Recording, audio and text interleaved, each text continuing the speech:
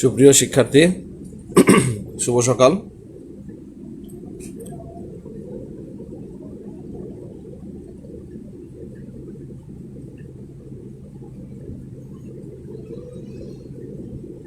আশা করি তোমরা সকলেই ভালোই আছো।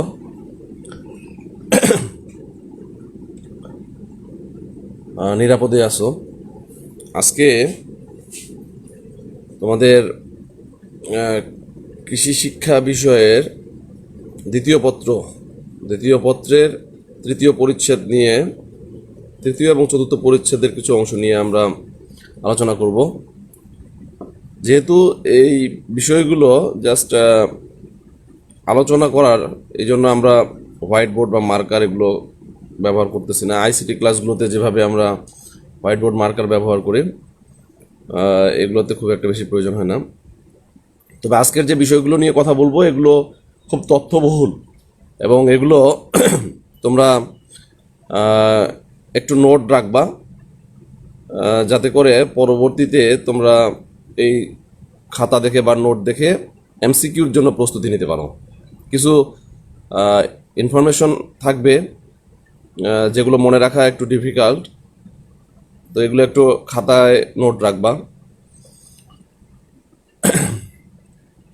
তো আজকে আমাদের আলোচ্য বিষয়টা হচ্ছে যে মুরগি থেকে বাচ্চা উৎপাদনের প্রক্রিয়া।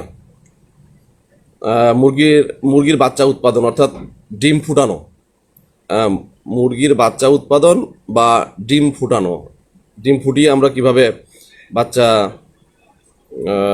পেতে পারি। রুমান স্যার, মামুন স্যার, আসসালামু আলাইকুম স্যার, শুভ সকাল। আচ্ছা, প্রথমে আমরা বাচ্চা ফুটানোর জন্য যে ডিমগুলো নির্বাচন করব, সেই ডিম নির্বাচনের ক্ষেত্রে কি কি ডিমের মধ্যে থাকতে হবে, এই বিষয়টা নিয়ে আমরা একটু কথা বলবো। তাহলে সব ডিম হবে, বিষয়টা তোমাদের ক্লিয়ার ধারণা থাকতে হবে যে সব ডিম থেকেই আমরা চাইলেই বাচ্চা উৎপাদন করতে পারবো না। তাহলে বাচ্চা উৎপাদনের জন্য ডিমের মধ্যে কি কি বৈশিষ্ট্য থাকা খুব জরুরি। প্রথম কথা হচ্ছে যে ডিমটা নিষিক্ত হতে হবে। নিষিক্ত বলতে কি, আমরা বলি একে ফার্টিলাইজড। অর্থাৎ পুরুষ এবং স্ত্রীর মিলনের ফলে যে ডিমটা, অর্থাৎ মোরগ এবং মুরগির প্রজননের পরে উৎপাদিত যে ডিমটি হবে, সেই ডিমটিকে আমরা বলতেছি নিষিক্ত ডিম, ফার্টিলাইজড ডিম। অর্থাৎ মোরগ মুরগির মিলন ব্যতীত কোনো ডিম যদি উৎপাদন হয়, সেই ডিমটাকে আমরা ফার্টিলাইজড বা নিষিক্ত ডিম বলবো না। আচ্ছা, তাহলে প্রথম বৈশিষ্ট্য হলো ডিমটাকে নিষিক্ত হইতে হবে। দ্বিতীয় হচ্ছে ডিমের মধ্যে কোনো ফাটা থাকা যাবে না। অনেক সময় আমরা দেখি না যে প্রাকৃতিকভাবে যখন আমরা ডিম থেকে বাচ্চা উৎপাদন করতে চাই, তাই হালকা একটু ফাটা আছে, আমরা মনে করি যে ডিম থেকে মনে হয় কোনো সমস্যা নেই, ফাটা ডিম থেকেও মনে হয় বাচ্চা হবে। আসলে ডিমের মধ্যে যদি ফাটা থাকে, সেই ডিম থেকেও বাচ্চা হবে না। এরপরে ডিমের বয়স বলতে মুরগি থেকে ডিম পাওয়ার পর ডিমের বয়স গ্রীষ্মকালে 3 থেকে 4 দিনের মধ্যে হতে হবে, আর শীতকালে 7 থেকে 10 দিন, এর বেশি কিন্তু হওয়া যাবে না। এখন দেখা গেল যে তুমি একটা ডিম ফ্রিজের মধ্যে রেখে দিছো, হঠাৎ করে তোমার মনে হলো যে এই ডিম থেকে আমি বাচ্চা উৎপাদন করব, আসলে সেটা হবে না। তাহলে ডিম পাড়ার পর, একটা মুরগি যখন ডিম পাড়ে, সেটা ডিম পাড়ার পর ডিমটার সংরক্ষণ কাল গ্রীষ্মকালে 3 থেকে 4 দিন বেস্ট, এবং শীতকালে 7 থেকে 10 দিন। এর বেশি হলে সেই ডিম থেকে বাচ্চা হবে না। আচ্ছা, এরপরে আসো ডিমের আকার বলতে ডিমের নানান ধরনের আকার কিন্তু বাজারে আমরা দেখি, বা আমাদের গ্রামে গঞ্জে বা বিভিন্ন সময় আমরা খাওয়ার সময় দেখি, ছোট বড় মাঝারি। আমরা খাওয়ার জন্য সবচেয়ে মনে করি যে বড় ডিমের মধ্যে প্রোটিনের পরিমাণটা বেশি, কিন্তু ডিম থেকে বাচ্চা উৎপাদনের জন্য একটা বিষয় মাথায় রাখতে হবে যে ডিমের সাইজটা মাঝারি আকারের হলে সবচেয়ে ভালো, সেই ডিম থেকে ভালো বাচ্চা উৎপাদন করা সম্ভব এবং স্বাভাবিক আকৃতির, মাঝারি স্বাভাবিক আকৃতির, এবং ডিমের খোসাটা মোটা হতে হবে। অনেক সময় কিছু কিছু ডিম পাওয়া যায় যেটার খোসা, হ্যাঁ, ডিমের খোসা খুব পাতলা হয়, তাহলে ডিমের খোসাটা মোটা হতে হবে এবং অস্বাভাবিক বড় বা ছোট যে কোনোটাই কিন্তু আহ, যে কোনো সাইজের ডিম অস্বাভাবিক বড় হলেও সমস্যা, অস্বাভাবিক ছোট হলেও সেই ডিম বাচ্চা উৎপাদনের জন্য প্রবলেম ক্রিয়েট করতে পারে। আচ্ছা, এরপরে আসো ডিমের কুসুম। ডিমের ডিমের ভিতরে তো আমরা প্রবেশ করতে পারি না, তাহলে ডিমের কুসুম সম্বন্ধে কিভাবে ধারণা নিব, তাই তো? ডিমের ভেতরে যদি আমরা একটু আলোর মধ্যে ধরি, দেখবা যে স্বচ্ছ অংশটা, হলুদ অংশটা দেখা যাবে এবং ডিমের কুসুমটার অবস্থানটা আমরা দেখার চেষ্টা করব। একটু আলোর মধ্যে নিয়ে ডিমের কুসুমটা কোথায় অবস্থান করতেছে, ডিমের মাঝখানে অবস্থান করতেছে নাকি অন্য সাইডে অবস্থান করতেছে। যদি ডিমের কুসুমটা ডিমের মাঝখানে অবস্থান করে তাহলে সেই ডিম থেকে বাচ্চা উৎপাদনে সহায়ক ভূমিকা রাখবে। আরেকটা বিষয় যে ময়লাযুক্ত ডিম থেকে আমরা বাচ্চা উৎপাদনের জন্য, ময়লাযুক্ত ডিমকে বাচ্চা উৎপাদনের জন্য আমরা দিব না। আমরা অনেক সময় করি কি, ডিমের মধ্যে ময়লা থাকলে আমরা সেটা বালতির মধ্যে পানির মধ্যে ধুয়ে ফেলি, ধুয়ে পরিষ্কার করে ওই কুচে মুরগির মধ্যে প্রাকৃতিকভাবে যেটা ডিম থেকে বাচ্চা হয় সেই মুরগির মধ্যে দিয়ে দিই যাতে করে সে তা দিয়ে সেটা ফোটায়। আসলে ডিমকে যদি ভেজানো হয় বা ধোয়া হয় সেই ডিম থেকে বাচ্চা উৎপাদন হবে না, কারণ ডিমের খোলসের মধ্যে খুব সূক্ষ্ম সূক্ষ্ম স্পোর আছে, ছিদ্র আছে, যেগুলো ভিতরে পানি প্রবেশ করতে পারে। তাহলে কি বললাম যে ময়লাযুক্ত ডিম আমরা বাচ্চা উৎপাদনের জন্য দিব না, অথবা ময়লাযুক্ত ডিমকে বালতির বা পানির মধ্যে ধুয়ে সেই ডিমও আমরা বাচ্চা উৎপাদনের জন্য মুরগিকে সরবরাহ করব না। তাহলে আরেকটা হচ্ছে খোসার রং। খোসার রং বলতে মুরগির ভিন্ন ভিন্ন জাতের ডিমের কালার কিন্তু ভিন্ন ভিন্ন হয়। কিছু মুরগি দেখা যাবে সাদা ডিম দেয়, কিছু মুরগি ব্রাউন বা বাদামি রঙের ডিম দেয়, কিছু আবার অন্য ভিন্ন কালারের দেয়।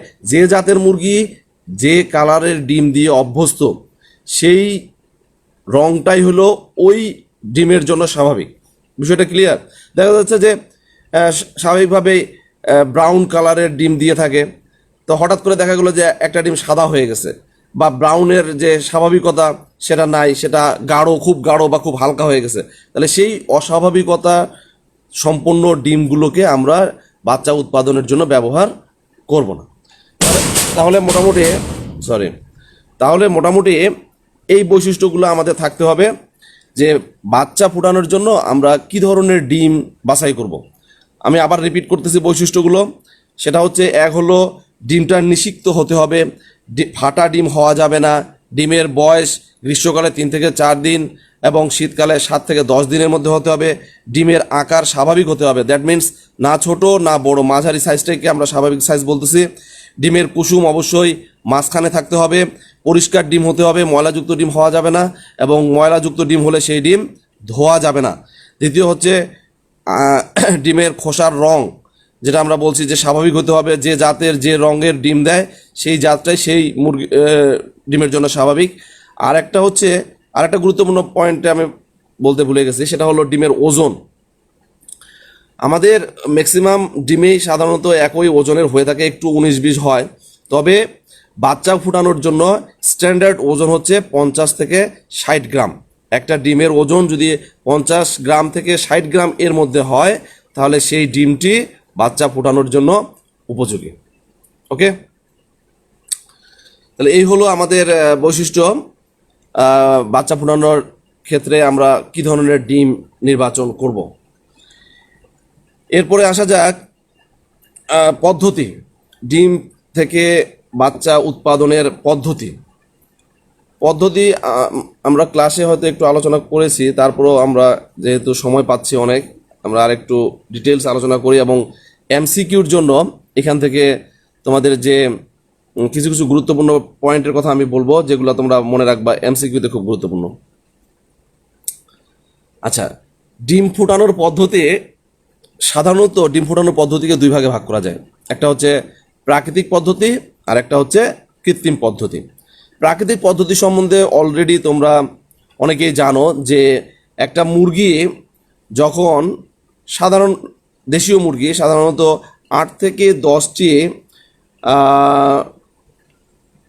ডিম দেওয়ার পর, মানে একটানা কিছুদিন ডিম দেওয়ার পর সে আর ডিম দেওয়া বন্ধ করে দেয়। যখন ডিম দেওয়া বন্ধ করে দেয় তখন সেই মুরগিটাকে আমরা কুচে মুরগি বলি। এই কুচে মুরগির সাহায্যে 8 থেকে 10টি ডিম থেকে বাচ্চা উৎপাদন করা যায় ডিমে তা দিয়ে, অর্থাৎ মুরগি নিজেই ডিমের মধ্যে তাপ দেয়, তাপের সাহায্যে সেই খোলস থেকে সে বাচ্চা বের করে নিয়ে আসে। তাহলে বিষয়টা দাঁড়ালো কি, প্রাকৃতিক পদ্ধতিটা কি, যে কুচে মুরগি কাকে বলে এটা বুঝতে পারলা তো, যে মুরগি যখন একটানা ডিম দেয়, ডিম দেওয়ার পর একটা সার্টেন টাইম পর্যন্ত তারা ডিম দেয়া বন্ধ রাখে। তাহলে যখন ডিম দেয়া শেষ হয়ে যায়, কিছুদিন যে অবসরকালীন যে সময়টুকু, সেই সময়টুকু যখন তারা ডিম দেয় না, এই সময়টুকু তাদেরকে কুচে মুরগি নামে পরিচিত বা কুচে মুরগি নামে ডাকা হয়। এই কুচে মুরগির সাহায্যে তোমার ডিমকে প্রাকৃতিকভাবে, অর্থাৎ একটা ছোট হাঁড়ির মধ্যে বা বক্সের মধ্যে সেখানে কিছু খড়কুটো আবর্জনা দিয়ে, সেখানে ডিমগুলো রেখে সেই মুরগিকে সেখানে বসিয়ে মুরগি যখন ডিমে তা দেয়, অর্থাৎ টেম্পারেচার ক্রিয়েট করে, সেই তার সাহায্যে ডিম ফুটে বাচ্চা বের হয়ে আসার যে পদ্ধতি, সেটাকে আমরা বলতেছি প্রাকৃতিক পদ্ধতি। এই প্রাকৃতিক পদ্ধতি হোক আর কৃত্রিম পদ্ধতি হোক, ডিম থেকে বাচ্চা ফুটে বের হয়ে আসতে কিন্তু 21 দিন সময় লাগে। আমার ইনফরমেশনগুলো একটু তোমরা লিখে রাখবা, কারণ এই যে ডিম থেকে বাচ্চা হতে সময় লাগে কতদিন, 21 দিন। তাহলে সেটা প্রাকৃতিকভাবে, অনেক সময় আমরা মিসগাইড, অর্থাৎ কিছুটা ক্রিয়েটিভিটি দেখার জন্য বলি যে প্রাকৃতিক পদ্ধতিতে ডিম ফুটে বাচ্চা বের হতে কতদিন সময় লাগে, আর কৃত্রিমভাবে অর্থাৎ ইনকিউবেটরের সাহায্যে ডিম ফুটে বাচ্চা বের হতে কতদিন সময় লাগে। তখন ছেলেবেলে কনফিউশন হয়ে যায় যে কৃত্রিমভাবে অর্থাৎ যন্ত্রের মাধ্যমে হয়, তাহলে নিশ্চয়ই কম সময় লাগে। আসলে অ্যাকচুয়ালি ঘটনাটা এরকম না। ঘটনাটা হচ্ছে প্রাকৃতিকভাবেও 21 দিন সময় লাগে, আর কৃত্রিমভাবে বা ইনকিউবেটরের সাহায্যে, আমরা আলোচনা করবো ইনকিউবেটর সম্বন্ধে, ইনকিউবেটরের মাধ্যমে 21 দিন সময় লাগে। তাই এই ইনফরমেশনটা তোমাদের জন্য ইম্পর্টেন্ট। আরেকটি ইম্পর্টেন্ট ইনফরমেশন আমি দিয়ে ফেলছি অলরেডি, সেটা হচ্ছে যে সাধারণত একটি কুচে মুরগি 8 থেকে 10টি ডিমে তা দিতে পারে, অর্থাৎ 8 থেকে 10টি ডিম হ্যাচিং করতে পারে, অর্থাৎ 8 থেকে 10টি ডিম ফুটে বাচ্চা বের করে নিয়ে আসতে পারে, বেশি পারে না। ঠিক আছে, এই বিষয়গুলো তোমরা একটু মনোযোগ সহকারে জানার চেষ্টা করবা। আর একটা বিষয় হচ্ছে যে প্রাকৃতিকভাবে যখন আমরা ডিমে তা দিতে দেই, অর্থাৎ ডিম থেকে বাচ্চা বের করে আনার চেষ্টা করে, তখন একটা কাজ করতে হবে, সেটা হলো 8 থেকে 10 দিন পর ডিমগুলো, মনে করো তা দেওয়া শুরু হয়ে গেছে, তাহলে 8 থেকে 10 দিন পর ডিমগুলো সূর্যের আলোয় একটু পরীক্ষা করতে হবে। মনে করো ওখান থেকে ডিমে তা দেওয়া অবস্থা থেকে ডিম নিয়ে সূর্যের মধ্যে এভাবে ধরতে হবে, যাতে তার ভিতরে কোনো প্রকার কালো দাগ দেখা যায় কিনা। কারণ কালো দাগ দেখতে হবে যে ভ্রূণটা আসলে সেখানে আছে কিনা, ভ্রূণটা সতেজ আছে কিনা, বা ভ্রূণটা অ্যালাইভ, জীবিত আছে কিনা, এটা টেস্ট করার জন্য, বা ডিমে তা দেওয়াটা সঠিক হচ্ছে কিনা, এই বিষয়গুলো একটু পরীক্ষা নিরীক্ষা করে দেখতে হবে। এটা হলো প্রাকৃতিক পদ্ধতি। আমাদের দেশে ডে বাই ডে প্রাকৃতিক পদ্ধতিতে ডিম থেকে বাচ্চা ফোটানোর প্রবণতাটা অনেকাংশেই কমে যাচ্ছে। কারণ মানুষ, আর দেখবা যে তোমরা বাজারে গেলে এখন দেশি মুরগির খুবই সংকট হয়ে গেছে, কারণ এই বাচ্চা উৎপাদনের প্রক্রিয়াটা দিন দিন কমে যাচ্ছে। আচ্ছা, এবার আসো কৃত্রিম পদ্ধতি। কৃত্রিম পদ্ধতি বলতে এখানে মুরগির কোনো সংশ্লিষ্টতা নাই, অর্থাৎ তুমি ডিম থেকে বাচ্চা উৎপাদন করবা। আমরা প্রাকৃতিকভাবে বলছি যে একটি কুচে মুরগির অবশ্যই দরকার হয়, কিন্তু কৃত্রিমভাবে ডিম থেকে বাচ্চা উৎপাদনের জন্য এখানে কোনো মুরগির প্রয়োজন হয় না। তাহলে কি প্রয়োজন হয়? এখানে দরকার হয় ইনকিউবেটর যন্ত্র। আরেকটা পদ্ধতি আছে কৃত্রিমভাবে, সেটাকে আমরা তুষ পদ্ধতি বলি। এটা খুব রেয়ার, আমাদের দেশে খুব কম হয় তুষ পদ্ধতিতে। তবে আমাদের দেশে সবচেয়ে বেশি ব্যবহৃত হয় ইনকিউবেটর পদ্ধতিতে। ইনকিউবেটর হলো এমন একটি যন্ত্র, যে যন্ত্রের সাহায্যে মুরগির ডিমকে কৃত্রিমভাবে তাপ প্রয়োগের মাধ্যমে সেই ডিম থেকে বাচ্চা ফোটানো হয়। ঠিক আছে, এটা একটা যন্ত্র। এই যন্ত্রটি সাধারণত দুই ধরনের হয়, একটা হলো কেরোসিন চালিত যন্ত্র, আর একটা হলো বৈদ্যুতিক যন্ত্র বা বৈদ্যুতিক ইনকিউবেটর আর কেরোসিন ইনকিউবেটর। স্বাভাবিকভাবেই নাম দেখে বুঝতে পারতেছো যে কেরোসিন ইনকিউবেটর মানে হচ্ছে কেরোসিন বা ডিজেল দিয়ে যেটা চলে। যেসব এলাকায়, প্রত্যন্ত এলাকায় এখনো বিদ্যুতের অভাব রয়েছে, সেখানে ডিম থেকে বাচ্চা ফোটানোর জন্য এই কেরোসিন ইনকিউবেটরটি ব্যবহার করা হয়। আর বৈদ্যুতিক ইনকিউবেটর বুঝতে পারতেছো, যেখানে বিদ্যুতের লাইন অ্যাভেলেবেল আছে সেখানে বৈদ্যুতিক ইনকিউবেটর ব্যবহৃত হয় ডিম থেকে বাচ্চা ফোটানোর জন্য। আমরা বৈদ্যুতিক ইনকিউবেটর সম্বন্ধে একটু ডিটেলস কথা বলবো। বৈদ্যুতিক ইনকিউবেটরের মাধ্যমে আমরা যদি ডিম ফুটাতে চাই, ডিম থেকে বাচ্চা বের করতে চাই, তাহলে কতগুলো ধাপ অনুসরণ করতে হবে। প্রথম ধাপটি হচ্ছে পরিষ্কার পরিচ্ছন্নতা। পরিষ্কার পরিচ্ছন্নতা বলতে আমরা কি বুঝতেছি? এখানে যেহেতু একটা ডিম থেকে টেম্পারেচার ক্রিয়েটের মাধ্যমে সেখান থেকে বাচ্চা বের হয়ে আসবে, অর্থাৎ এখানে জীবাণুর সংক্রমণ হওয়ার যথেষ্ট চান্স থাকে। কোনো রকম জীবাণু সংক্রমিত হলে সেই ডিম থেকে বাচ্চা বের হবে না, বা বাচ্চা সংক্রমিত হয়ে তড়িৎ গতিতে বাচ্চা মারা যেতে পারে। এই জন্য এই পদ্ধতিতে ডিম ফোটানোর প্রাথমিক কাজটি হচ্ছে তোমার পরিষ্কার পরিচ্ছন্ন, অর্থাৎ এটাকে আমরা ফিউমিগেশন বলতে পারি। কি বলতে পারি? ফিউমিগেশন। ফিউমিগেশন জিনিসটা কি? ফিউমিগেশন হচ্ছে, তোমরা ফর্মালডিহাইডের নাম শুনছো? 40% ফর্মালডিহাইড অর্থাৎ ফরমালিন, তাহলে 40% ফরমালিন 40% ফরমালিনের সাথে 40 গ্রাম পটাশিয়াম পারম্যাঙ্গানেট 40% ফরমালিনের সাথে 40 গ্রাম পটাশিয়াম পারম্যাঙ্গানেট, এই দুটো কেমিক্যাল একত্র করে আমরা ইনকিউবেটরের যেসব যন্ত্রাংশগুলো রয়েছে, যেমন ডিম রাখার ট্রে, তারপর তোমার যেটা দিয়ে আমরা ডিমগুলোকে ঘুরায় দিব বারবার, হ্যাঁ, সেই সব জিনিসপত্রগুলোকে, মানে যত ধরনের যন্ত্রাংশ আছে সেগুলোকে আমরা ফিউমিগেন্ট করব, অর্থাৎ জীবাণুমুক্ত করব। কি কি কি কি জিনিস ব্যবহার করে? 40% ফরমালিন এবং 40 গ্রাম পটাশিয়াম পারম্যাঙ্গানেট প্রতি 100 ঘনফুট স্পেসের জন্য, প্রতি 100 ঘনফুট জায়গা বা এরিয়ার জন্য আমরা এই পরিমাণে কেমিক্যাল ব্যবহার করব। আরেকটা বিষয় হচ্ছে যে, যেহেতু এটা টোটালি টেম্পারেচার নিয়ন্ত্রণের মাধ্যমে ঘটনাটি ঘটবে, অর্থাৎ ইনকিউবেটরে টেম্পারেচার নিয়ন্ত্রণটা খুব গুরুত্বপূর্ণ। তাহলে টেম্পারেচারের বিষয়টা তোমরা একটু ভালোভাবে মনে রাখবা। যে আমরা বলেছি যে ডিম থেকে মুরগির বাচ্চা বের হয়ে আসতে সময় লাগে 21 দিন। তা প্রথম 18 দিন অবশ্যই তোমাকে 37.5 ডিগ্রি অর্থাৎ 37.5 ডিগ্রি সেন্টিগ্রেড টেম্পারেচার মেনটেন করতে হবে। আমি আবার রিপিট করতেছি, প্রথম 18 দিন কত? 37.5 ডিগ্রি সেন্টিগ্রেড তাপমাত্রা বজায় রাখতে হবে। আর শেষের 3 দিন টেম্পারেচারটা একটু কমিয়ে 37 ডিগ্রি সেন্টিগ্রেডে রাখতে হবে। এই বিষয়গুলো কিন্তু একটু ভালোভাবে মাথায় রাখবা, কারণ এমসিকিউতে এই ধরনের প্রশ্ন দেয়া হয়। তাহলে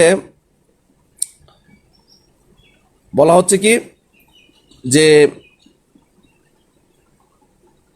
21 দিনের মধ্যে প্রথম 18 দিন 37.5 ডিগ্রি সেন্টিগ্রেড তাপমাত্রা বজায় রাখতে হবে, এবং পরের 3 দিন 37 ডিগ্রি সেন্টিগ্রেড তাপমাত্রা বজায় রাখতে হবে ইনকিউবেটরে। আর্দ্রতার ক্ষেত্রে বলা হচ্ছে যে প্রথম 18 দিন যখন টেম্পারেচার 37.5 ডিগ্রি থাকবে, তখন আর্দ্রতা বজায় রাখতে হবে 50 থেকে 60%। আর পরের 3 দিনের ক্ষেত্রে টেম্পারেচার কমাবো, কিন্তু সেখানে আর্দ্রতা বাড়াবো, অর্থাৎ 65 থেকে 70% আর্দ্রতা বজায় রাখতে হবে। তাহলে কি বললাম? তাপমাত্রা আর আর্দ্রতা। তাপমাত্রা বললাম যে প্রথম 18 দিন 37.5 ডিগ্রি সেন্টিগ্রেড, আর্দ্রতা তাহলে কত? 50 থেকে 60%। পরের 3 দিন টেম্পারেচার হলো 37 ডিগ্রি সেন্টিগ্রেড, আর্দ্রতা 65 থেকে 70%। আমার কথা কি শোনা যায়? আমি জানি না কৃষি বিষয়টি যাদের আছে তারা এই ক্লাসটিতে আজকে লাইভে অংশগ্রহণ করতেছো কিনা। কালকে আমি একটা জরিপ করছিলাম বা তোমাদের একটা মেসেজ দিছিলাম যে যাদের যাদের কৃষি আছে তারা রোল নাম্বার লিখবা। ফরহাদ রাজ আর একটা ছেলে কি নাম 32 রোল মনে হয়, এই 2জন মাত্র তোমরা রোল এবং নাম লিখছো। তার মানে আমার আজকের ক্লাসে অংশগ্রহণ করার কথা শুধুমাত্র এই 2জনই। তো তোমরা কেন ক্লাসগুলোতে অংশগ্রহণ করতেছো না জানি না, না করলে বিপদের সম্মুখীন হবা, এটা আবারও বলতেছি। আচ্ছা, এরপরে আসো যে আমরা কি করলাম। প্রথমে ইনকিউবেটরের সমস্ত ইনকিউবেটর এবং ইনকিউবেটর রুমকে আমরা প্রথমে জীবাণুমুক্ত করলাম, ফিউমিগেন্ট করলাম। দ্বিতীয়ত আমরা কি করলাম? টেম্পারেচার নিয়ন্ত্রণ করলাম। তৃতীয়ত কি করলাম? আমরা আর্দ্রতা কন্ট্রোল করলাম। ওকে, তাহলে 3টা কাজ আমাদের হয়ে গেল। আমরা কি শিখতেছি? ইনকিউবেটরের সাহায্যে কিভাবে ডিম থেকে বাচ্চা ফোটানো যায়। এরপরে আসো যে ইনকিউবেটরের মধ্যে যে ট্রে থাকে, ইনকিউবেটরের মধ্যে যে ট্রে থাকে সেই ট্রেতে আমরা ডিমগুলো কিভাবে বসাবো। তোমরা দেখো বা যে বাজারে যে ডিমের খাঁচি বিক্রি করে না, ইনকিউবেটরের মধ্যে কিন্তু সেই ধরনের ট্রে থাকে। তাহলে ট্রেতে ডিম বসানোর সিস্টেমটা হচ্ছে যে ডিমের যে সরু অংশ বা চিকন অংশ সেটা দিব আমরা নিচে, আর মোটা অংশটা দিব আমরা উপরে, এবং 45 ডিগ্রি অ্যাঙ্গেল করে আমরা 45 ডিগ্রি কোণে ডিমটা ট্রের মধ্যে বসাবো। তাহলে আমি আবার বলি, ইনকিউবেটরের মধ্যে আমরা যে ডিম স্থাপন করব ইনকিউবেটর ট্রের মধ্যে, কেন স্থাপন করব? তাপ দেওয়ার জন্য। তাপ দিয়ে কি হবে? ডিম থেকে বাচ্চা বের হয়ে আসবে। তাহলে এই ডিমটা বসানোর কিন্তু খুব গুরুত্বপূর্ণ। এখান থেকে প্রশ্ন থাকতে পারে যে কত ডিগ্রি অ্যাঙ্গেলে বসাতে হবে? 45 ডিগ্রি অ্যাঙ্গেলে। উপরের অংশটি, মোটা অংশটি উপরে থাকবে না নিচে থাকবে? মোটা অংশটি উপরে থাকবে, চিকন অংশটি নিচে থাকবে। ক্লিয়ার? সরু অংশটি বা চিকন অংশটি নিচে থাকবে, মোটা অংশটি উপরে থাকবে। আচ্ছা, ডিম বসানো শেষ। এবার ডিম ঘুরানো। এখন ডিমটা কেন ঘুরাতে হবে? অর্থাৎ মনে করো তোমার যে টেম্পারেচার লাগতেছে সেই টেম্পারেচারটা তো এক জায়গা থেকে আসতেছে, তাই না? তাহলে ডিমটাকে চতুর্দিকে আমাদের একটু করে নাড়াইয়ে দিতে হবে, যাতে করে ডিমের চতুর্পাশে তাপমাত্রা ঠিকমতো লাগে। অর্থাৎ দিনে 8 বার, তুমি যত বেশি, দিনে 8 বার মানে 3 ঘন্টা পর পর, 24 ঘন্টার মধ্যে 3 ঘন্টা পর পর তোমার এই ডিমগুলোকে একটু আমরা নেড়ে চেড়ে দিব। অর্থাৎ এক সাইড এদিকে থাকলে আরেক সাইড এদিকে, এইভাবে আমরা একটু অ্যাঙ্গেল করে করে রাউন্ড করে দিব, যাতে ডিমের চতুর্দিকে আমাদের টেম্পারেচারটা লাগতে পারে। এরপর আসো যে তুমি যে ডিম রেখে দিলা 21 দিন পর গিয়ে চেক করবা, আসলে বিষয়টা না। বিষয়টা হচ্ছে যে ডিম, যে ভ্রূণ থেকে যে ডিমটি আমরা বাচ্চা উৎপাদনের জন্য দিয়েছি, সেই ডিমটি আসলে বাচ্চা ফুটাবে কিনা সেটা আমাদের চেক করতে হবে। কিভাবে চেক করব আমরা? 7ম দিনে ডিম বসানোর, ইনকিউবেটরের ট্রেতে ডিম বসানোর 7ম দিনে আমরা একটা অন্ধকার ঘরের মধ্যে টর্চ লাইট আছে না, টর্চ লাইট অথবা বৈদ্যুতিক বাল্ব, এই টর্চ লাইট বা বৈদ্যুতিক বাল্বের সাহায্যে আমরা ডিমটা এভাবে ধরে এভাবে লাইট মারবো অথবা বাল্বের কাছে ধরে আমরা দেখব যে তার ভিতরে কোনো রক্তনালিকা, রক্তের কোনো নালী বা নালিকা দেখা যাচ্ছে কিনা, স্পষ্ট কিনা, বা মোটা হয়ে গেছে কিনা, বা রক্তের মতো কোনো ছাপ দেখা যাচ্ছে কিনা। তো এই বিষয়গুলো যখন আমাদের চোখে আসবে তখন আমরা বুঝবো যে আসলে ডিমটা উর্বর এবং এই ডিম থেকে বাচ্চা ফুটবে। 7ম দিনে একবার টেস্ট করব আমরা, আর 14তম দিনে আমরা আরেকবার পরীক্ষা করব। ঠিক আছে? এই মানে 2বার যদি আমরা পরীক্ষা করি, আশা করি আমাদের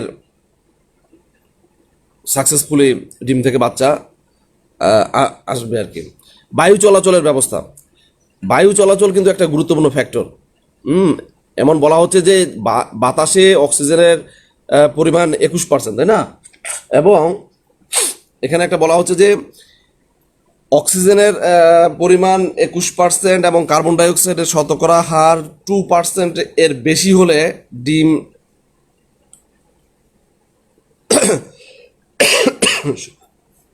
সময়মতো ফুটবে।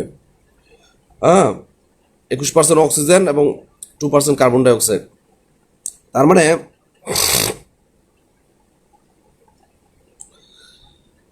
তোমরা জানো যে আমাদের ডিমের যে খোলসটা রয়েছে ওটার মধ্যে কিন্তু সূক্ষ্ম সূক্ষ্ম ছিদ্র আছে যা আমরা দেখতে পাই না। এটা কিন্তু বায়ু চলাচলের জন্য। ভিতরে যে তোমার ভ্রূণ বেড়ে উঠতেছে, সেই ভ্রূণ বেড়ে ওঠার জন্য তো বাতাসের প্রয়োজন আছে, অক্সিজেনের প্রয়োজন আছে। সেই অক্সিজেন দেওয়ার জন্য আমাদের বায়ু চলাচলটা নির্বিঘ্ন করতে হবে। অবশ্যই বায়ু চলাচলের ব্যবস্থা অবশ্যই ইনকিউবেটর সেলে থাকতে হবে। এই হলো মোটামুটি কিভাবে। আরেকটা বিষয় গুরুত্বপূর্ণ আছে যে সেটিং ট্রে থেকে হ্যাচিং ট্রেতে ডিম স্থানান্তর। অর্থাৎ তোমার যে আমরা যেখানে ডিমগুলো সেট করি, ইনকিউবেটরের যে ট্রেতে আমরা প্রথমে ডিমগুলো সেট করে সেই ট্রে থেকে হ্যাচিং ট্রে, অর্থাৎ জাস্ট 19 দিন অতিবাহিত হওয়ার পর 19তম দিনে তোমার ওই ডিমগুলো আমরা হ্যাচিং ট্রেতে, অর্থাৎ হ্যাচিং কাকে বলে, যে ডিম থেকে ডিমের খোলস থেকে বের হয়ে বাচ্চা বের হয়ে আসবে, ঠিক এই রকম সময়ের পূর্ব মুহূর্তে আমরা সেটিং ট্রে থেকে হ্যাচিং ট্রেতে আমরা ডিমগুলোকে শিফট করব। ঠিক আছে? এবং 21তম দিনটি, ডিম সেটিংয়ের 21তম দিনেই আমাদের ডিম থেকে বাচ্চা বের হয়ে আসে। তাহলে মুরগির ডিম থেকে বাচ্চা ফোটাতে সময় লাগে 21 দিন। মনে থাকবে? আমরা মোটামুটি দুইটা বিষয় নিয়ে কথা বললাম, একটা হলো প্রাকৃতিক পদ্ধতি আর একটা হলো কৃত্রিম পদ্ধতি। পরীক্ষার জন্য খুব বেশি ইম্পর্টেন্ট একটা প্রশ্ন অনেক সময় থাকে যে প্রাকৃতিক পদ্ধতি এবং কৃত্রিম পদ্ধতির মধ্যে পার্থক্য লিখো। তাহলে রীতিমতো কি পার্থক্য লিখবা? প্রাকৃতিক পদ্ধতি বলতে বলা হচ্ছে যে 8 থেকে 10টি বলছিলাম, অথবা সর্বোচ্চ হলে 10 থেকে 15টি ডিম প্রাকৃতিকভাবে ফোটানো সম্ভব। অর্থাৎ ডিম থেকে বাচ্চা উৎপাদন সম্ভব কত? 10 থেকে 15টি সর্বোচ্চ, এর বেশি সম্ভব না। আর কৃত্রিমভাবে একসাথে অধিক সংখ্যক ডিমের বাচ্চা ফোটানো সম্ভব। তাহলে প্রাকৃতিকভাবে 10 থেকে 15টি ডিম থেকে বাচ্চা ফোটানো সম্ভব, আর কৃত্রিমভাবে অধিক সংখ্যক ডিম ফোটানো সম্ভব। আচ্ছা, প্রাকৃতিকভাবে কুচে মুরগির কথা বলছিলাম, কুচে মুরগির প্রয়োজন আছে, কৃত্রিমভাবে আছে? কৃত্রিমভাবে নাই। আচ্ছা, প্রাকৃতিকভাবে যে কোনো সময় ডিম ফোটানো যায় না, কিন্তু কৃত্রিমভাবে তো যে কোনো সময়, আমরা যেহেতু কৃত্রিমভাবে টেম্পারেচারটা নিয়ন্ত্রণ করতেছি, তাহলে যে কোনো সময় ডিম ফোটানো যাবে। প্রাকৃতিকভাবে দক্ষ কোনো কারিগরি জ্ঞানের প্রয়োজন হয় না, আর কৃত্রিমভাবে অবশ্যই যেহেতু এটা একটা মেশিন, এটা দক্ষ কারিগরি জ্ঞানের অবশ্যই প্রয়োজন আছে। প্রাকৃতিকভাবে অনেক সময় কিছু ডিম নষ্ট হয়ে যায় বা সব ডিম থেকে বাচ্চা ফোটে না, কিন্তু কৃত্রিমভাবে বা ইনকিউবেটরের সাহায্যে ডিম ফোটাতে গেলে এই ধরনের কোনো প্রবলেম নাই। প্রাকৃতিকভাবে ডিম থেকে যে বাচ্চাটা উৎপন্ন হয় বা উৎপাদন হয়, সেই বাচ্চাটা অনেক শক্তিশালী হয় এবং রোগ প্রতিরোধী বা নিরোগ হয়, শক্তিশালী এবং নিরোগ হয়। কিন্তু কৃত্রিমভাবে বাচ্চাগুলো একটু দুর্বল হয় স্বাভাবিকের তুলনায় এবং রোগাক্রান্ত হওয়ার চান্স থাকে। এই যেই মুরগি দিয়ে বা কুচে মুরগি দিয়ে তুমি বাচ্চা উৎপাদন করবা, সেই মুরগিটি দীর্ঘদিন ডিম পাড়া বন্ধ রাখে। আর এই ক্ষেত্রে এই ধরনের কোনো প্রবলেম, কৃত্রিমভাবে করলে এই ধরনের কোনো প্রবলেম নাই। প্রাকৃতিকভাবে তাপমাত্রা, আর্দ্রতা ইত্যাদি মানুষের নিয়ন্ত্রণের বাইরে, আর এটা কৃত্রিমভাবে করতে গেলে অবশ্যই এটা মানুষ কর্তৃকই নিয়ন্ত্রণ করতে হবে। এই হলো প্রাকৃতিক পদ্ধতি আর কৃত্রিম পদ্ধতি। কৃত্রিম পদ্ধতি মানে ইনকিউবেটর পদ্ধতি, আর প্রাকৃতিক পদ্ধতি মানে ওই যে কুচি মুরগির সাহায্যে প্রাকৃতিকভাবে ডিম থেকে বাচ্চা উৎপাদন পদ্ধতি। এই হলো মোটামুটি এই বিষয়গুলো আশা করি তোমরা শুনছো, বা যারা শোনো নাই তারা পরবর্তীতে ভিডিওটি ভালো করে শুনবা। হ্যাঁ, এরপরে আমরা যে টপিকসটি নিয়ে কথা বলবো সেটা হচ্ছে ডিম অনুর্বরের কারণ। আমরা বলি না, প্রথমেই বলেছি যে নিষিক্ত ডিম বা উর্বর ডিম, যে ডিম বাচ্চা ফোটানোর জন্য উপযোগী, মানে বাচ্চা ফোটানোর জন্য ডিমটিকে অবশ্যই নিষিক্ত হতে হবে, ডিমটিকে অবশ্যই উর্বর হতে হবে। তাহলে এখন প্রশ্ন হচ্ছে যে যে সকল ডিম থেকে বাচ্চা হয় না সে সকল ডিমকে আমরা এক কথায় বলতেছি অনুর্বর ডিম। অনুর্বর ডিম কিন্তু খাওয়াতে কোনো সমস্যা নেই, কিন্তু বাচ্চা উৎপাদনের সমস্যা। তাহলে এই অনুর্বর ডিমটা আসলে কি, কেনই বা অনুর্বর ডিমের উৎপত্তি, কি কি কারণে অনুর্বর ডিম হয়, এই বিষয়টি আমরা একটু কথা বলি।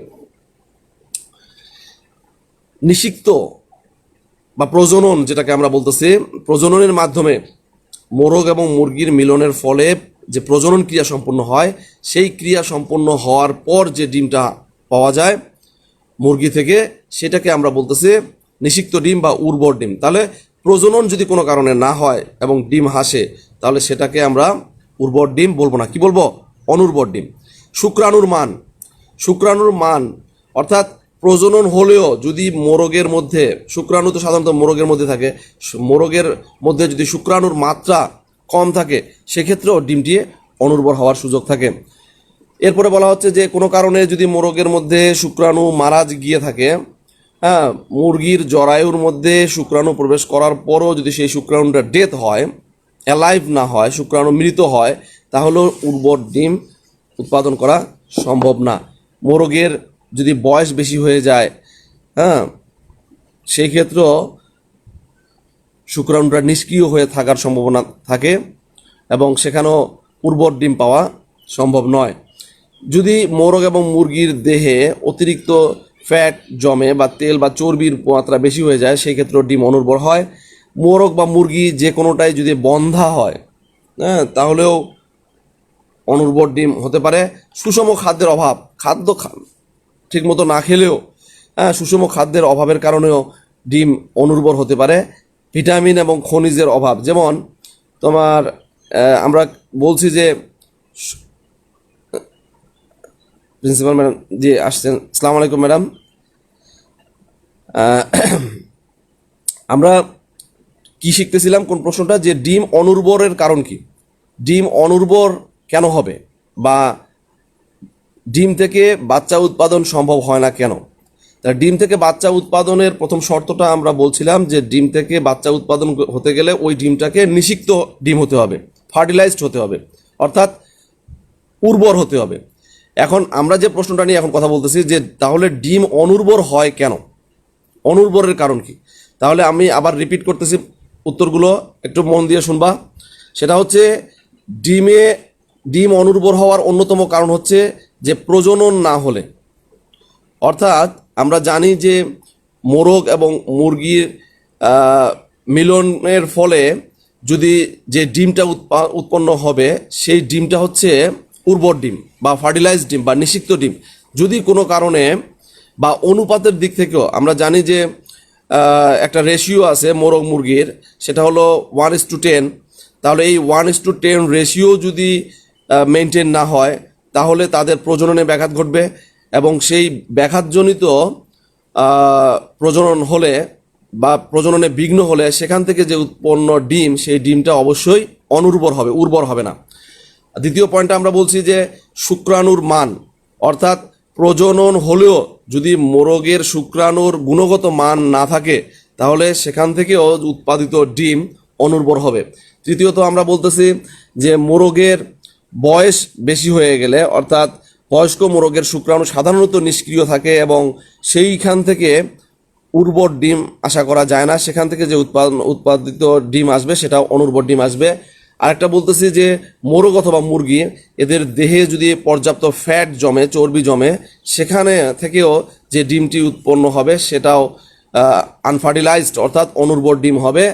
এরপরে আসো সুষম খাদ্যের অভাব, যদি পর্যাপ্ত সুষম খাদ্য মোরগ বা মুরগি না পেয়ে থাকে, তাহলে সেই ডিমগুলো, সেখান থেকে উৎপাদিত ডিমগুলো সেই মোরগ মুরগি থেকে,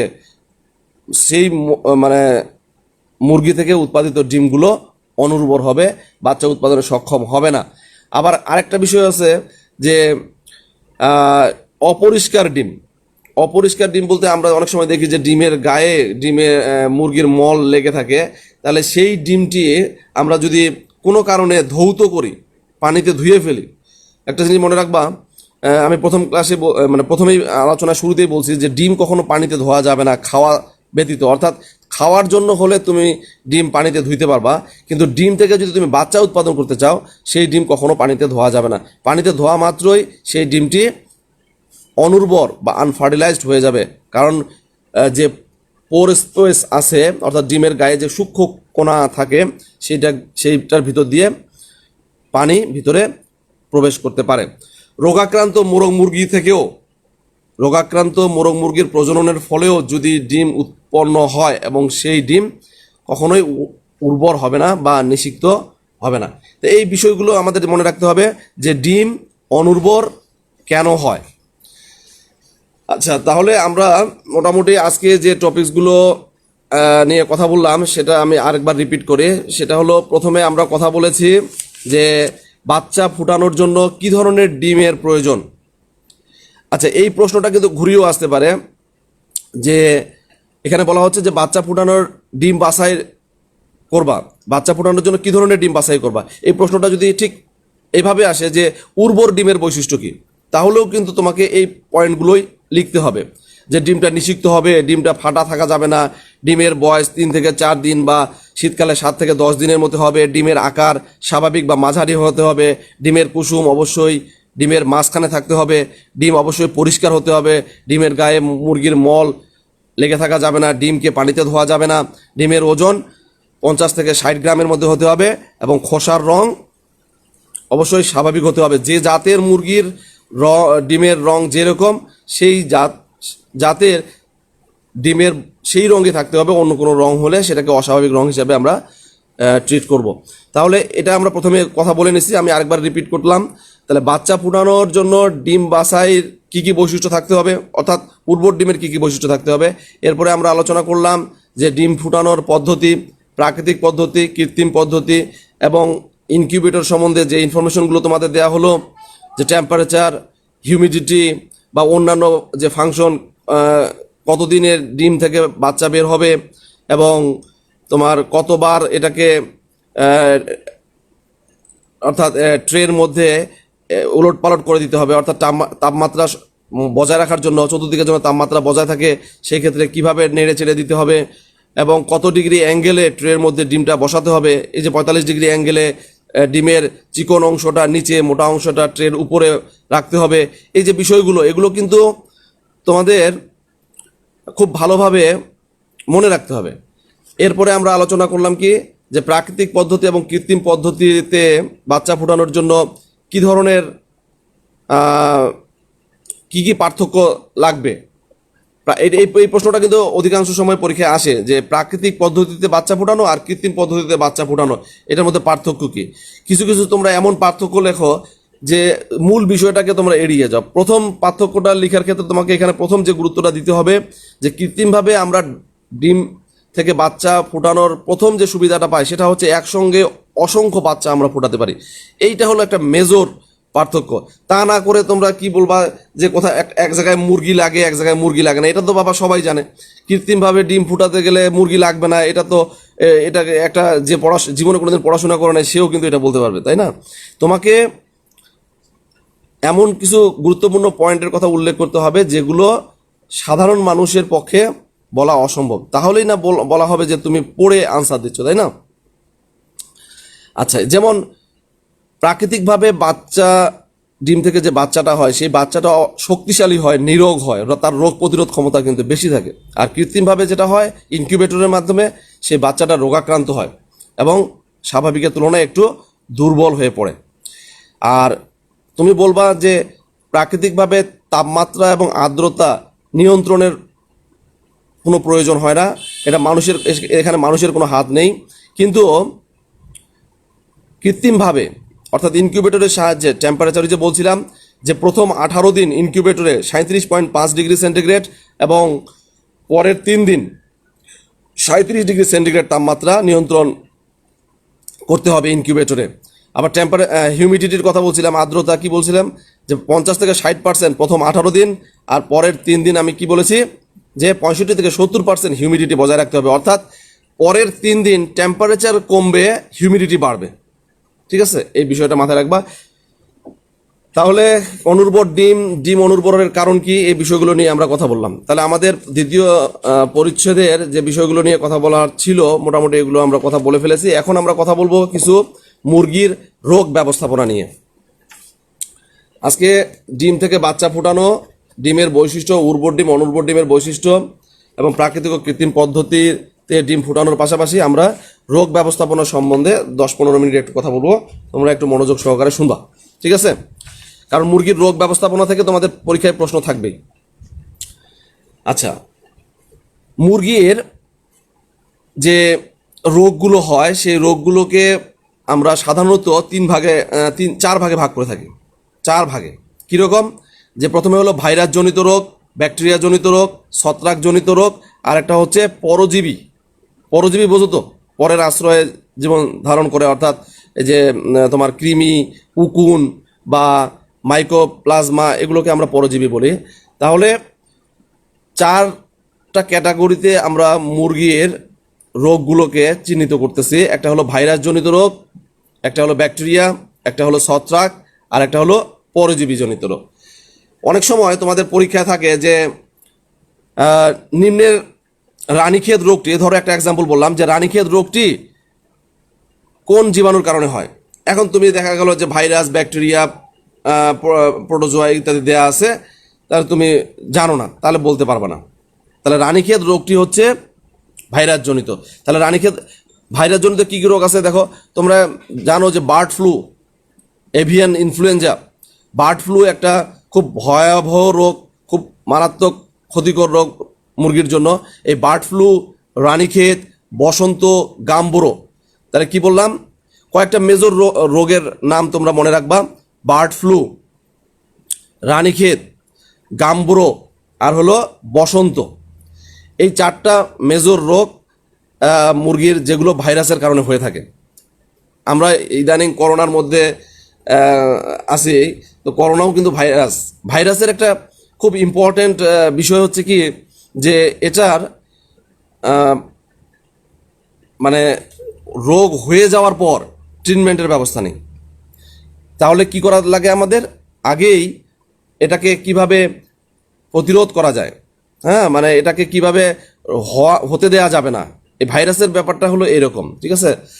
তাহলে ভাইরাসজনিত রোগ হচ্ছে বার্ড ফ্লু, রানীক্ষেত, বসন্ত আর গাম্বোরো। ব্যাকটেরিয়াজনিত কয়েকটা রোগের নাম মনে রাখবা: কলেরা, টাইফয়েড, সাদা উদারাময়। মেজর কয়েকটা রোগের নাম রাখবা, পরীক্ষায় সাধারণত সহজগুলোই আসে। ছত্রাকজনিত রোগের নাম রাখবা: ব্রুডার নিউমোনিয়া। ব্রুডার নিউমোনিয়া তোমরা বোঝো, ব্রুডার মানে কি, যেখানে একদিনের বাচ্চাগুলোকে নিয়ে এসে যেই ঘরের মধ্যে টেম্পারেচার, একটা নির্দিষ্ট টেম্পারেচারে তাদেরকে দেয়া হয় যাতে করে তারা মরে না যায়। একটা নিয়ন্ত্রিত পরিবেশ যেখানে অনেকগুলো বাল্বের সাহায্যে সেই ঘরটাকে হিট করে রাখা হয়, সেটাকে বলা হয় ব্রুডার হাউস। আর এই তাপমাত্রা, একদিনের বাচ্চাকে তাপ দেওয়ার যে প্রক্রিয়া, সেটাকে আমরা বলতেছি ব্রুডিং। তাহলে এই ছত্রাকজনিত একটা রোগ হয়, এটাকে বলা হচ্ছে ব্রুডার নিউমোনিয়া। আর একটা হচ্ছে ফেভাস, থ্রাস। এই রোগগুলো ছত্রাকজনিত কারণে হয়। পরজীবী ঘটিত কয়েকটা রোগ আছে, সেটা হলো মাইকোপ্লাজমোসিস, আর একটা হচ্ছে কক্সিডিওসিস। মাইকোপ্লাজমোসিস, কক্সিডিওসিস, কৃমি এবং উকুন, এগুলোকে আমরা বলতেছি পরজীবী ঘটিত রোগ। আমরা এখানে আজকে গুরুত্বপূর্ণ কয়েকটা রোগের কারণ, লক্ষণ এবং প্রতিকার নিয়ে কথা বলবো। এর মধ্যে প্রথমে আসা যাক রানীক্ষেত রোগ। রানীক্ষেত, নিউ ক্যাসল ডিজিজ, ইংলিশে বলা হয় নিউ ক্যাসল ডিজিজ। রানীক্ষেত রোগের আরেকটা নাম হচ্ছে নিউ ক্যাসল ডিজিজ। এই রোগটি সর্বপ্রথম ইংল্যান্ডের নিউ ক্যাসেলস নামক একটা জায়গায় প্রথম শনাক্ত হয়। কোথায়? ইংল্যান্ডের নিউ ক্যাসেলস। ইংল্যান্ডে একটা জায়গা আছে যাকে নিউ ক্যাসেল নামে পরিচিত, সেই জায়গায় এই রোগটি প্রথম শনাক্ত হয়। পরবর্তীতে ভারতের রানীক্ষেত নামক একটা স্থানে এই রোগটাকে দ্বিতীয়বারের মতো শনাক্ত করা হয়। এই জন্য বাংলায় আমরা এই রোগের নাম বলি রানীক্ষেত, আর ইংলিশে বলতে গেলে বলি নিউ ক্যাসেল।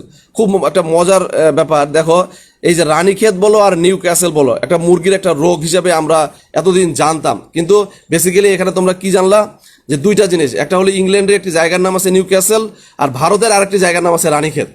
তাহলে রানীক্ষেতের রোগটি শনাক্ত হয় বলে এই রোগটার নাম রানীক্ষেত রোগ, আর ইংল্যান্ডের নিউ ক্যাসেল নামক জায়গায় এই রোগটি শনাক্ত হয় বলে এর নাম নিউ ক্যাসেল ডিজিজ। ঠিক আছে, আসলে মুরগির এটা একটা রোগ নামে পরিচিত সারা বিশ্বে। এখন এই যে রানীক্ষেত বা নিউ ক্যাসেল এই রোগ হলে এতে কি কি সিমটম দেখা দিবে মুরগির মধ্যে? প্রথমত হচ্ছে যে আক্রান্ত মুরগি বা বাচ্চা ঘরের কোণে ঝিমাবে। দেখবা যে চতুর্দিকে সব মুরগিগুলো ছটফট করে বেড়াচ্ছে, কয়েকটা মুরগি জাস্ট কোণে মাথা নিচু করে নিরিবিলি স্থানে আশ্রয় নেওয়ার চেষ্টা করতেছে বা ঝিম ধরে বসে থাকার মতো অবস্থা হচ্ছে। এটা একটা বৈশিষ্ট্য দেখলে তুমি বুঝবা। আর একটা হলো যে প্রধান যে বৈশিষ্ট্যটা তুমি চিনবা সেটা হলো যে মুরগির সাদা চুনের মতো মল ত্যাগ করবে, অর্থাৎ পায়খানা করবে সাদা চুনের মতো। তবে এই মলটা পর্যায়ক্রমে সবুজ হলুদ বা হলুদ সবুজ এর মিশ্রণের পরবর্তীতে দেখা যেতে পারে, কিন্তু প্রাথমিক দিকে যদি তুমি দেখো যে মুরগি সাদা চুনের মতো পাতলা পায়খানা করতেছে, মলত্যাগ করতেছে, তাহলে অবশ্যই ধরে নিতে হবে এটা রানীক্ষেত রোগের লক্ষণ। মুরগির শ্বাসকষ্ট হবে, মুরগি হাঁ করে থাকবে, শ্বাস নেওয়ার চেষ্টা করবে। হ্যাঁ, আসলে এই শ্বাসকষ্ট কথা বলে মনে পড়ে গেল, করোনাও কিন্তু এক ধরনের ভাইরাস হলেই মনে হয় শ্বাসকষ্টের একটা ব্যাপার থেকে যায়।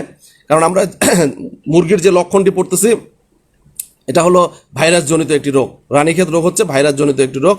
তাহলে শ্বাসকষ্ট হবে এবং মুরগি হাঁ করে নিঃশ্বাস নেওয়ার চেষ্টা করবে এবং ঘর ভিতরে তার একটা শব্দ হবে। মুরগিটাকে সব মুরগির সাথে থাকলে তো তুমি বুঝতে পারবে না, যেসব রোগাক্রান্ত মনে হবে, লক্ষণ মনে হবে, সেটাকে তুমি যদি সেপারেট করো, আলাদা করে নিয়ে এসে কাছে রাখো, তাহলে সে হাঁ করে নিঃশ্বাস নেওয়া দেখতে পাবা এবং ঘর শব্দ হবে। ঘাড় বাঁকা হয়ে ফেলবে এবং ঘাড়টা বাঁকা হয়ে যাবে, মাথা ঘুরতে থাকবে। হ্যাঁ, এদিক সেদিক, মানে গলার যে স্ট্রেংথ সেটা থাকবে না। মুরগি যে সাদা চুনের মতো মল ত্যাগ করবে সেটা তোমার দুর্গন্ধযুক্ত মল পিছনে লেগে থাকবে। হ্যাঁ, নাক মুখ দিয়ে তরল পদার্থ বের হবে। ডিম পাড়া মুরগি ডিম দেয়া বন্ধ করে ফেলবে। যেসব মুরগি মনে করো রানিং ডিম পাড়তেছিল, তাদের যদি রানীক্ষেত রোগ হয় তাহলে সেই মুরগিগুলো তাৎক্ষণিকভাবে ডিম দেয়া বন্ধ করে ফেলবে এবং মুরগির যে ডানা বা পাখা আছে সেগুলো মাটিতে ঝুলে পড়বে। এবং সর্বোপরি মুরগি যদি সাডেন ডেথ হয়, অর্থাৎ হঠাৎ করে মারা যায়, তাহলে ধরে নিবা তুমি সেই মুরগিটি রানীক্ষেত রোগে আক্রান্ত হয়েছে। তাহলে আমরা দেখলাম কি যে রানীক্ষেত রোগ হলে কি কি লক্ষণ প্রকাশ পাবে। আমি আরেকবার রিপিট করি, তাহলে তোমরা দ্রুত রিপিট করতেছি। সেটা হলো যে মুরগিগুলো ঝিমাবে, ঘরের কোণে ঝিমাবে, মাথা নিচু করে থাকবে এবং সর্বপ্রথম তুমি চিনতে পারবা হলো মুরগি সাদা চুনের মতো মল ত্যাগ করবে এবং সেই চুনের মতো মল ধীরে ধীরে সবুজ হলুদ বা হলদে সবুজ হয়ে যাবে। তৃতীয় হচ্ছে শ্বাসকষ্ট হবে, হাঁ করে শ্বাস প্রশ্বাস নিবে, ঘর শব্দ করবে, ঘাড় বাঁকা হয়ে যাবে, দুর্গন্ধযুক্ত মল মুরগির লেজের পিছনে লেগে থাকবে এবং ডানা বা পাখা এটা ঝুলে পড়বে এবং ডিম পাড়া মুরগি ডিম দেওয়া বন্ধ করে দিবে এবং হঠাৎ করে মুরগি মরে যেতে পারে। তাহলে এই ধরনের সিমটমগুলো যখন আমরা দেখব তখন আমরা ধরে নিব যে এটা রানীক্ষেত বা নিউ ক্যাসেল ডিজিজে আক্রান্ত। এরপরে আসো, এটা হলে কি করব আমরা, প্রতিকার কি বা প্রতিরোধ কি? প্রতিকার বা প্রতিরোধের মধ্যে যে বিষয়টি আছে সেটা হচ্ছে যে জৈব নিরাপত্তা ব্যবস্থা। অর্থাৎ আমরা প্রথমে যে কথাটা বলেছি যে এই রোগটি যাতে না হয় তার জন্য যাবতীয় স্টেপ আমরা গ্রহণ করব, অর্থাৎ ভাইরাস দ্বারা যাতে এই মুরগি সংক্রমিত না হয়, জীবাণু দ্বারা মুরগি যদি সংক্রমিত না হয়, এই বিষয়টা আমরা প্রথমেই মাথায় রাখবো। তারপরেও যদি হয়ে যায়, এটা হলো আমরা কিভাবে হতে দিব না। তার মানে আমরা চতুর্দিকে পরিষ্কার পরিচ্ছন্ন রাখবো, ক্লিন রাখবো, হ্যাঁ, অন্যান্য রোগাক্রান্ত মুরগি থেকে আলাদা রাখবো, এটা আমরা হতে দিব না। কিন্তু যদি হয়ে যায় তাহলে আমরা কি করব? যদি হয়ে যায়, তাৎক্ষণিক ব্যবস্থা হচ্ছে যে সুস্থ মুরগিগুলোকে অসুস্থ মুরগি থেকে দ্রুত গতিতে অ্যাজ আর্লি অ্যাজ পসিবল আমরা আলাদা করে ফেলবো। তাহলে অসুস্থ মুরগি থেকে অসুস্থ মুরগিগুলোকে আলাদা করে ফেলবো। দ্বিতীয় হচ্ছে যে কোনো কারণে, ওই যে বললাম হঠাৎ করে মুরগি মরে যেতে পারে, যদি কোনো কারণে দেখি যে খামারের মধ্যে মুরগি মরে আছে, তাৎক্ষণিকভাবে সেই মুরগিটাকে নিয়ে এসে বের করে আমরা মাটিতে পুঁতে রাখবো, এটা যত্রতত্র এদিক সেদিক ফেলে রাখবো না, সেখান থেকে জীবাণু সংক্রমিত হওয়ার চান্স থাকবে। তাহলে তাৎক্ষণিকভাবে সেই মুরগিটাকে আমরা মাটিতে পুঁতে ফেলবো। আর একটা বিষয় হচ্ছে যে এই রানীক্ষেত রোগের কিন্তু টিকা আছে, হ্যাঁ টিকা আছে। এই টিকাগুলোর নাম হচ্ছে BCRDV, নামটা একটু মনে রাখবা, BCRDV।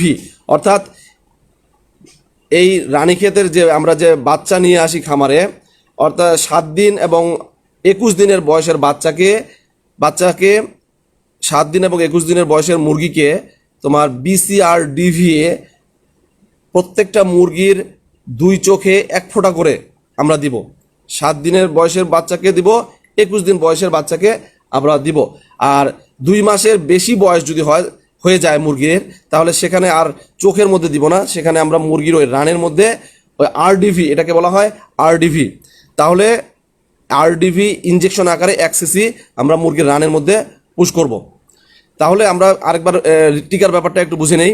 সেটা হচ্ছে 7 দিন এবং 21 দিন বয়সের বাচ্চাকে, হ্যাঁ 2 বার, 7 দিন একবার এবং 21 দিন বয়সের, যেদিন 7 দিন হবে সেই দিন একবার, যেদিন 21 দিন হবে বয়স সেদিন একবার BCRDV, টিকাটার নাম হচ্ছে BCRDV। প্রতি মুরগির 2 চোখে 1 ফোঁটা করে আমরা দিব, 7 দিনে একবার দিব আর 21 দিনে আরেকবার দিব। আরেকটা বিষয় হচ্ছে যে যদি মুরগির বয়স তোমার 2 মাসের বেশি হয়ে যায়, সেই ক্ষেত্রে আমরা তখন RDV, নামটা কি বললাম, RDV, এই টিকাটা আমরা মুরগির রানের মধ্যে ইনজেকশন আকারে 1 cc পরিমাণ দিব।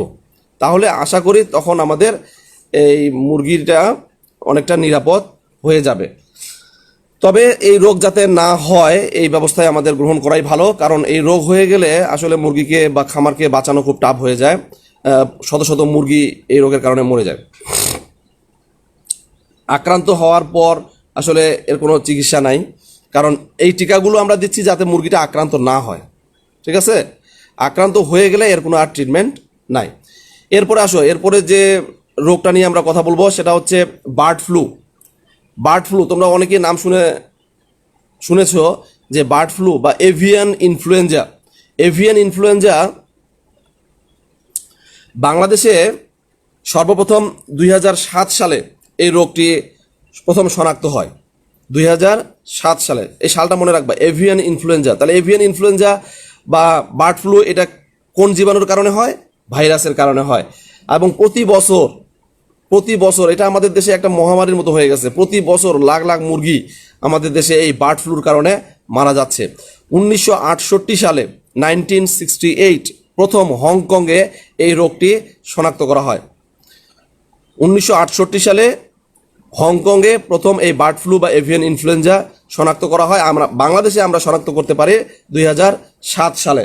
এটাকে এর 2টা সাব টাইপ আছে আর কি, সাব স্ট্রেইন বলে আমরা অনেক সময় স্ট্রেইন বলি। যে ভাইরাসের যে বিভিন্ন স্ট্রেইনের নাম শোনা যাচ্ছে না, COVID-19 যে, হ্যাঁ এখানে স্ট্রেইনের নামগুলো হচ্ছে যে H5 এবং H7, H ফর হ্যান, H5 এবং H7, এই 2টা স্ট্রেইন বার্ড ফ্লুর এভিয়ান ইনফ্লুয়েঞ্জার জন্য সবচেয়ে ভয়ঙ্কর এবং ক্ষতিকর। আচ্ছা, বার্ড ফ্লু হলে আসলে কি লক্ষণ দেখা দিবে এটা নিয়ে আমরা একটু কথা বলি। বার্ড ফ্লু প্রথমে এই রোগের একটা মেজর সিমটম হচ্ছে সাডেন ডেথ, অর্থাৎ কোনো লক্ষণ প্রকাশের আগেই হঠাৎ করে মুরগি মারা যাবে। আমরা রানীক্ষেত রোগের কি বললাম, যে মুরগি কিছুদিন ঝিমাবে, পাতলা পায়খানা করবে, তারপর পালক ঝুলে পড়বে, ডিম দেয়া বন্ধ করে দিবে, এগুলো আমরা রানীক্ষেত রোগের ক্ষেত্রে বললাম। কিন্তু বার্ড ফ্লুর ক্ষেত্রে একটা মারাত্মক বৈশিষ্ট্য হচ্ছে যে এই মুরগিটা হঠাৎ করে কোনো লক্ষণ প্রকাশের পূর্বেই সাডেন ডেথ, হঠাৎ করে কোনো কারণ বোঝার, রাতের ঘুমাইছো, সকালবেলা উঠে দেখবা যে ফার্মে বা খামারের মধ্যে মুরগি মরে আছে, তখন তোমাকে বুঝতে হবে যে এখানে নিশ্চয়ই একটা বড় প্রবলেম আছে এবং বার্ড ফ্লু হওয়ার চান্স বেশি আছে। আচ্ছা, আরও কিছু বৈশিষ্ট্য দেখা যাবে, সবগুলোই তো সাডেন ডেথ হবে না। যেমন আক্রান্ত মুরগি যদি বার্ড ফ্লু হয় তাহলে সেই মুরগিটা ধীরে ধীরে দুর্বল হয়ে পড়বে এবং মুরগি ঝিমাবে, ঘুম ভাব একটা থাকবে। তৃতীয় হচ্ছে যে মাথা বা গলার যে ঝুঁটি থাকে, হ্যাঁ মোরগ বা মুরগির যে ঝুঁটি থাকে সেই ঝুঁটিটা লাল থাকে সাধারণত, এটা কালচে হয়ে যাবে, কালচে লাল বা নীল বর্ণ ধারণ করবে এবং এটা পানির মতো পাতলা পায়খানা, মুরগি পানির মতো পাতলা পায়খানা করবে, মুরগির যথেষ্ট তৃষ্ণা পাবে, অর্থাৎ পানির পিপাসা পাবে, শ্বাসকষ্ট হবেই, কারণ ভাইরাস হলে বলছিলাম যে ভাইরাস হলে শ্বাসকষ্ট হবে, হাঁ করে শ্বাস নেবে, ভিতরে ঘড় ঘড় শব্দ করবে, চোখের চারিদিকে ফুলে যাবে, চোখ দিয়ে পানি ঝরতে পারে। হ্যাঁ, পায়ের যে আরেকটা গুরুত্বপূর্ণ বৈশিষ্ট্য দেখলে তুমি চিনতে পারবা, যেটা অন্য রোগের ক্ষেত্রে নাই, সেটা হচ্ছে যে পায়ের যে লোমহীন জায়গাটা আছে, অর্থাৎ পা, মুরগির যে পা, সেখানে তো লোম নাই, সেই লোমহীন জায়গায় লালচে রঙে ধারণ করবে, অর্থাৎ লালচে সোপ সোপ দাগ অনেক সময় দেখতে পাবা তুমি, এবং নাক এবং মুখ দিয়ে তরল পদার্থ বের হবে। এই সকল বৈশিষ্ট্য যদি আমরা দেখি তাহলে আমরা ধরে নিব যে এটা এভিয়ান ইনফ্লুয়েঞ্জা দ্বারা আক্রান্ত, অর্থাৎ বার্ড ফ্লু হয়েছে। তাহলে সর্বপ্রথম হলো যে যদি হঠাৎ করে খামারে গিয়ে দেখো যে মুরগি মরে গেছে, তাহলে তোমাকে প্রথমেই শঙ্কায় নিয়ে নিবা যে বার্ড ফ্লু হতে পারে, হ্যাঁ, বা এভিয়ান ইনফ্লুয়েঞ্জা হতে পারে। তারপরে ধীরে ধীরে যে স্টেপগুলো আছে, কিছু কিছু মুরগিকে দেখবা যে খাওয়ার প্রতি অরুচি হয়ে গেছে, দুর্বল দেখা দিচ্ছে, তারপর তোমার ঘুম ঘুম ভাব দেখা দিচ্ছে, তারপরে যে বললাম যে পানির প্রচণ্ড পিপাসা লাগবে, পানির মতো পাতলা পায়খানা করবো, ওইখানে বলছিলাম যে চুনের মতো পাতলা পায়খানা, হ্যাঁ, রানী খেতে বলছিলাম যে সাদা চুনের মতো পাতলা পায়খানা করবে, আর এখানে বলা হচ্ছে পানির মতো পাতলা পায়খানা করবে, শ্বাসকষ্ট হবে। আর এখানে বলছি যে পায়ের যে লোমহীন জায়গা আছে সেখানে লাল সোপ সোপ দাগ দেখা দিবে, এইটা অন্য কোনো রোগের ক্ষেত্রে এই বৈশিষ্ট্যটা দেখা যায় না, এবং নাক মুখ দিয়ে তরল পদার্থ বের হবে। এই হলো বার্ড ফ্লু বা এভিয়ান ইনফ্লুয়েঞ্জার লক্ষণ।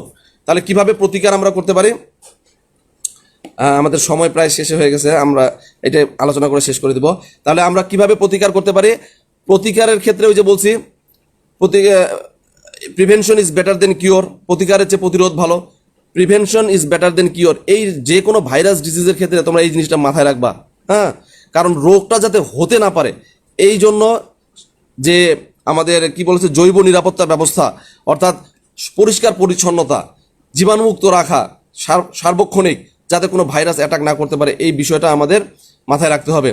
আর একটা বিষয়, এটা হলো তোমার প্রাথমিক কাজ, যাতে রোগটা না হতে পারে। আবার এটা হয়ে গেলে কি করব আমরা? ওই যে যেখানে আমরা রানীক্ষেতের ক্ষেত্রে বলছিলাম যে যদি হয়ে যায় রোগটা, তাহলে প্রথম কাজ হচ্ছে যে অসুস্থ বা লক্ষণ দেখা দেয় মাত্র সুস্থ মুরগি থেকে অসুস্থ মুরগিগুলোকে আমরা আলাদা করে ফেলবো। দ্বিতীয়ত, যেগুলো হঠাৎ করে মারা গেছে সেগুলোকে তাৎক্ষণিকভাবে মাটির নিচে আমরা পুঁতে ফেলবো। আর এটারও বার্ড ফ্লুরও একটা টিকার ব্যবস্থা আসছে বাংলাদেশে। একদিন বয়সের বাচ্চাকে, একদিন বয়স মানে যে মাত্র ডিম থেকে ফুটে বের হয়েছে, এই একদিন বয়সের বাচ্চাকে বার্ড ফ্লু টিকা দেওয়া হয় প্রতি চোখে 1 ফোঁটা করে। একদিন বয়সের বাচ্চা, তুমি দেখো রানীক্ষেতে কি বলছিলাম, 7 দিন এবং 21 দিন, 7 দিন বয়সের এবং 21 দিন বয়সের বাচ্চাকে টিকা দিতে হবে BCRDV। আর বার্ড ফ্লুর ক্ষেত্রে কি বলতেছে, একদিন বয়সের বাচ্চাকে টিকা দিতে হবে প্রতি চোখে 1 ফোঁটা করে। এবং যে কোনো বয়সের মুরগির ত্বকে যদি তুমি একদিনে দিতে মিস করো, তাহলে যে কোনো বয়স 5 দিন, 7 দিন, 10 দিন, 20 দিন, 30 দিন, 1 মাস, 2 মাস, যে কোনো বয়সের বাচ্চাকে তুমি বার্ড ফ্লুর টিকা ইনজেকশন আকারে 1 সিসি রানে দিতে পারো। আক্রান্ত হওয়ার পর এর কোনো চিকিৎসা নেই। সব শেষের কথাটা হচ্ছে, আক্রান্ত হওয়ার পর এই রোগের কোনো চিকিৎসা নাই বা কোনো প্রতিকার নাই। তাহলে আমাদের কি করতে হবে? প্রতিরোধ করতে হবে। Prevention is better then cure. তো যাই হোক, আজকে আমরা আলোচনা শেষ করব। আজকে আমরা আরও অনেকগুলো রোগ সম্বন্ধে আমাদের আছে, আজকে 1 ঘন্টা ওভার হয়ে গেছে। আরও কিছু রোগ আছে, যেমন গাম্বুরো রোগ আছে, বসন্ত রোগ আছে, কলেরা রোগ আছে। আগামী ক্লাসে আমরা এই রোগগুলো নিয়ে কথা বলবো, এই রোগের কারণ, লক্ষণ এবং প্রতিকার নিয়ে কথা বলবো।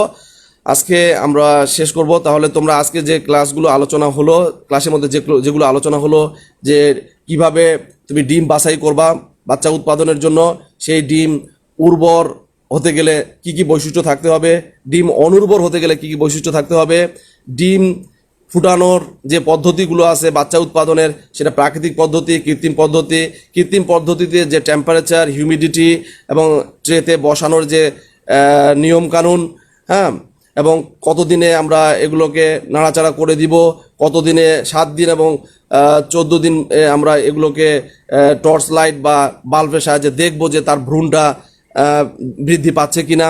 এই বিষয়গুলো, খুঁটিনাটি যে বিষয়গুলো নিয়ে আমরা কথা বলেছি, এবং প্রাকৃতিক পদ্ধতি ও কৃত্রিম পদ্ধতির মধ্যে পার্থক্য, বাচ্চা ফোটানোর জন্য এই পার্থক্যটা ভালো করে দেখবা।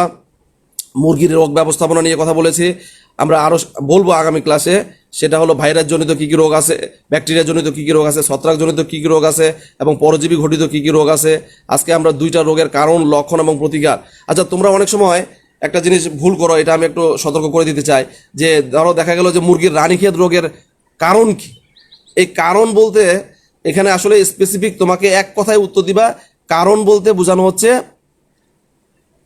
ভাইরাস, আর কোনো কিছু বলার দরকার নাই। বা রানীক্ষেত রোগের কারণ বললে তুমি শুধু বলবা ভাইরাস। ওকে, বার্ড ফ্লু রোগের কারণ কি, ভাইরাস, শেষ, আর কিছু দেওয়ার এখানে দরকার নেই। ওকে, তাহলে আশা করি তোমরা ক্লাসটি মনোযোগ সহকারে শুনেছো, অথবা যারা ভিডিওটি দেখবা তারা মনোযোগ সহকারে শুনবা এবং এখান থেকে উপকৃত হবা। আর এই ক্লাসগুলি থেকেই আমরা পরবর্তীতে যখনই পরীক্ষার ব্যবস্থা হোক না কেন, এই ক্লাসগুলি থেকেই পরীক্ষায় প্রশ্ন থাকবে এবং এগুলোর উপর ভিত্তি করেই মূল্যায়ন করা হবে। সকলে ভালো থাকবা, নিরাপদে থাকবা এবং সুস্থ থাকবা, শুভকামনা। আর অধ্যক্ষ ম্যাডাম সহ আমার সহ যে সকল সহকর্মী আমার এই ক্লাসটিতে আমাকে উৎসাহ দেওয়ার জন্য উপস্থিত ছিলেন, ওনাদের সকলকে আমার অন্তরের অন্তঃস্থল থেকে অসংখ্য ধন্যবাদ। ভালো থাকবেন সবাই।